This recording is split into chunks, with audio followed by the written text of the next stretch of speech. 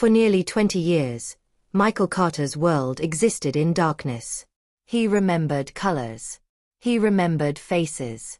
But those memories were fading.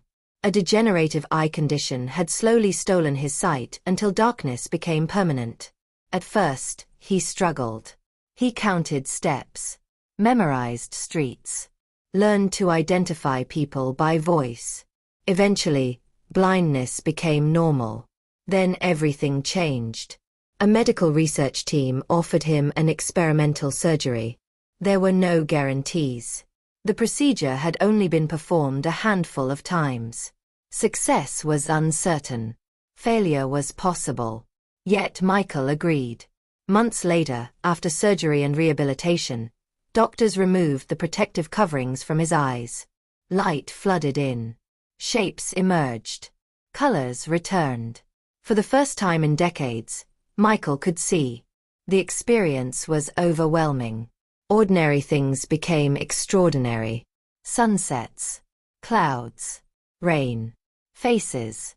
But within weeks, something unusual began happening. Michael noticed things nobody else seemed to notice. Tiny changes in people's skin. Subtle shifts in movement. Almost invisible details. One afternoon, he met an old friend. The friend looked healthy. Everyone thought he was fine. But Michael sensed something unusual. The color around his lips appeared slightly different. His breathing seemed subtly irregular.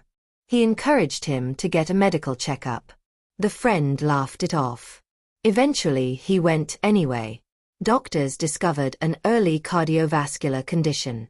It was caught before major symptoms appeared. Michael's reputation spread.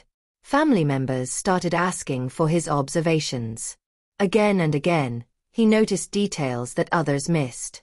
Researchers became fascinated. Was this coincidence, luck, or something more?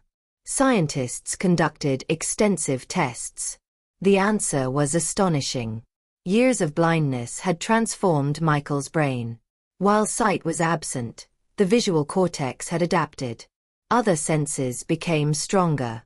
His brain learned to process tiny pieces of information with exceptional precision. When sight returned, those enhanced processing abilities remained. The result was extraordinary visual sensitivity. Michael wasn't seeing magic. He wasn't seeing the supernatural. He was noticing details that most human brains automatically ignore. Researchers compared his abilities to expert diagnosticians and elite observers.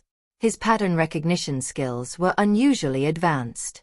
Tiny color changes, minute facial movements, subtle posture shifts. Almost invisible clues became obvious to him. The findings challenged long-held assumptions about the human brain. Scientists realized that the brain is far more adaptable than previously believed. Neuroplasticity, the brain's ability to reorganize itself, had created an unexpected outcome. Michael's blindness had not simply taken something away.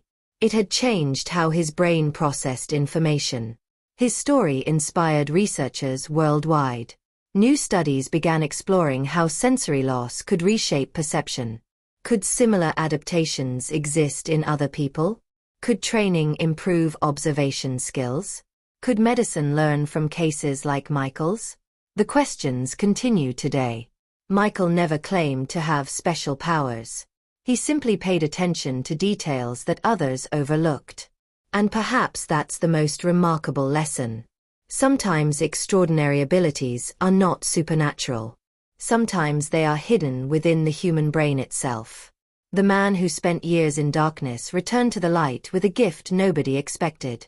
Not the ability to see the future, not the ability to see the invisible, but the ability to notice what was always there. And that changed everything.